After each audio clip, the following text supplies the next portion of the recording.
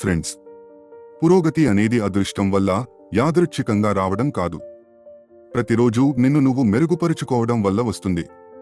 తాను ఏ దిశగా ప్రయాణిస్తున్నాడో తెలియని మనిషికి ఏ గాలి కూడా అనుకూలంగా ఉండదు. మనకు ఇతరుల కంటే మనమే ఎక్కువగా ఇష్టపడతాం, కానీ మన అభిప్రాయం కన్నా ఇతరుల అభిప్రాయాలకే ఎక్కువ విలువ ఇస్తాం.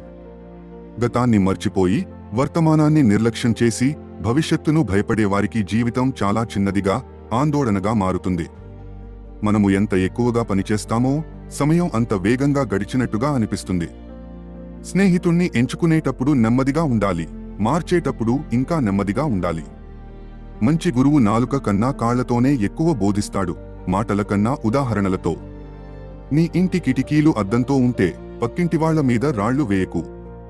సందేహంలో ఉన్నప్పుడు చేయొద్దు. చదవదగ్గదాన్ని రాయండి, లేదా రాయదగ్గ పని చేయండి. తాను ఏ గమ్యం వైపు వెళ్తున్నాడో తెలియని వాడికి ఏ గాలి కూడా అనుకూలం కాదు. మనకు మనమే ఎక్కువగా ఇష్టం, కానీ మన అభిప్రాయం కన్నా ఇతరుల అభిప్రాయాలకే ఎక్కువ విలువ ఇస్తాం.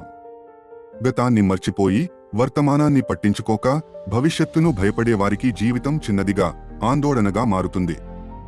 స్నేహితుణ్ణి ఎంచుకోవడంలో నెమ్మదిగా ఉండాలి, మార్చడంలో ఇంకా నెమ్మదిగా ఉండాలి. నాలుకతో కన్నా ఆహారం లేకపోయినా నిద్రపోవడం మంచిది. అర్థం, మాటల్ని నియంత్రించుకోవడం ముఖ్యం. సందేహం ఉంటే చేయొద్దు. నీ కిటికీలు అద్దంతో ఉంటే ఇతరులపై రాళ్లు వేయకు.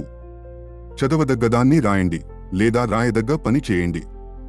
మా వీడియోలను చూసినందుకు మీకు హృదయపూర్వక ధన్యవాదాలు.